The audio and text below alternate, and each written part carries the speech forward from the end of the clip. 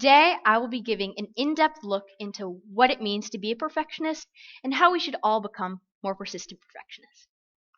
Perfectionism, a personal standard, attitude, or philosophy that demands perfection and rejects anything less.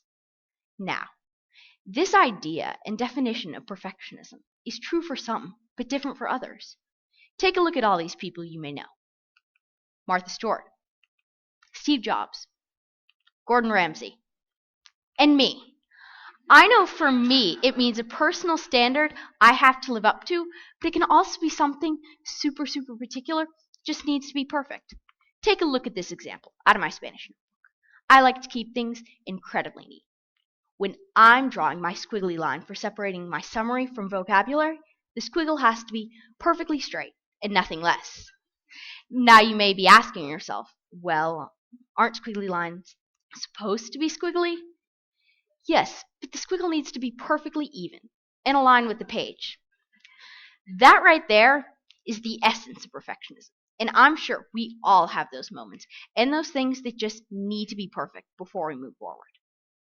Similarly to my squiggles, Steve Jobs, as I briefly mentioned earlier, was a well-known perfectionist. Whereas my squiggle drawing could take, even 10 minutes, his scroll bar functioning took 6 months to perfect. Here's the bigger picture, though. Perfectionism is that standard attitude or philosophy that for you means everything. Staying up till your eyes are glazed in red, working on something the teacher didn't even assign. That is just one example. Perfectionism is the never-ending report card, the difference between an A and a B. Some of you out there can identify with this. The pain when you see your report card and in a sea of A's, there's one B. On a more positive note, there are multiple pros to being a perfectionist. You generally do very well in school, and you always go the extra mile, even for things that aren't necessarily asked of you. You have determination, drive, really good qualities to have. Perfectionism isn't bad. These important qualities are things perfectionists have naturally, and other people don't. So consider yourself lucky. Now, the irony of perfectionism is, while most perfectionists work super hard, we are huge procrastinators. The minute I found that out, I knew there was no doubt I was a perfectionist. Now that you've heard about perfectionism, it's the perfect time to let you experience a weekend with a perfectionist. My weekend. As I'm sure all of you know, most weekends here are stunningly beautiful. Not even pausing to take the time to enjoy my day, I begin to work. Normally, I have just a little to do.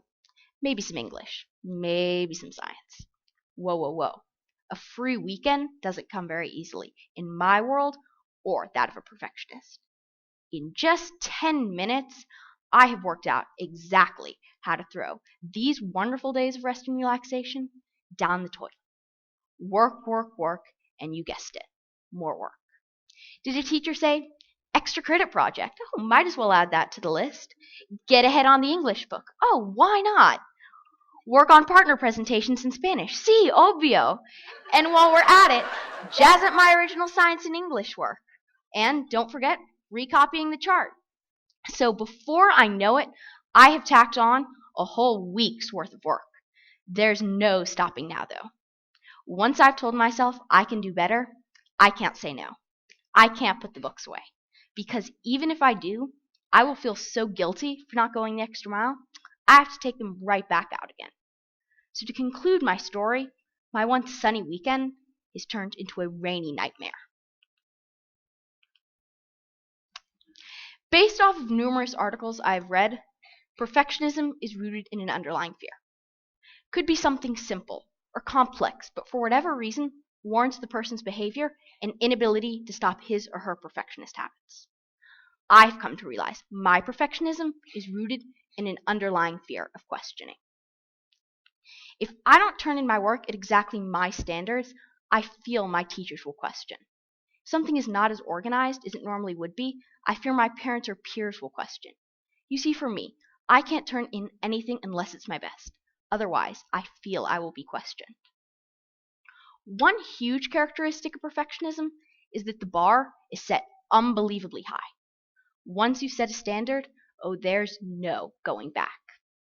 Everything from then on has to be perfectly aligned with that standard, and nothing less. It means your work is of very high quality, and it definitely makes you feel proud. This is a trap, however, in multiple ways. Now all of your work has to be to this standard. You feel the people around you will question you if it's not. You feel your teachers will question you. And then, turns out the teacher gives you a B or a B+. It breaks your heart. How, if you had worked so hard, did you get a B? This is something most perfectionists suffer from, and I certainly know it applies to me. So if you think back to that weekend scenario, this is what you will find. Simple homework assignment or project is what turns my sun into rain and my smile into rage. Now that I understand more about my perfectionism and that of others, I would like to change those rainy weekends into sunny weekends, so I propose a new idea to myself and my fellow perfectionists. Steve Jobs was a perfectionist, as you have realized or known, but there is even more to perfectionism than we have talked about. Steve Jobs is an example of this. Most perfectionists have persistence.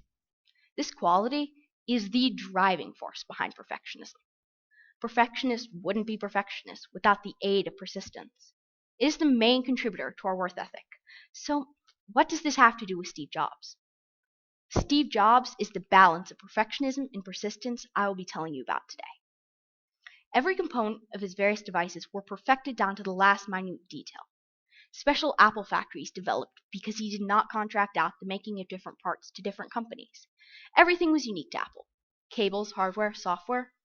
Means Apple computers were very hard to customize. As a result, nobody ever came near any of his products. Here's where the persistence comes in. Did he stop? Quit? Give up? Choose another company or career? Through everything that happened, he did not once say no. And look at where Apple is today. How many of you out there have Apple devices, and do you like them? Because of Steve Jobs' perfectionism and persistence, he's been called the best CEO in the world, and just look at the success of Apple.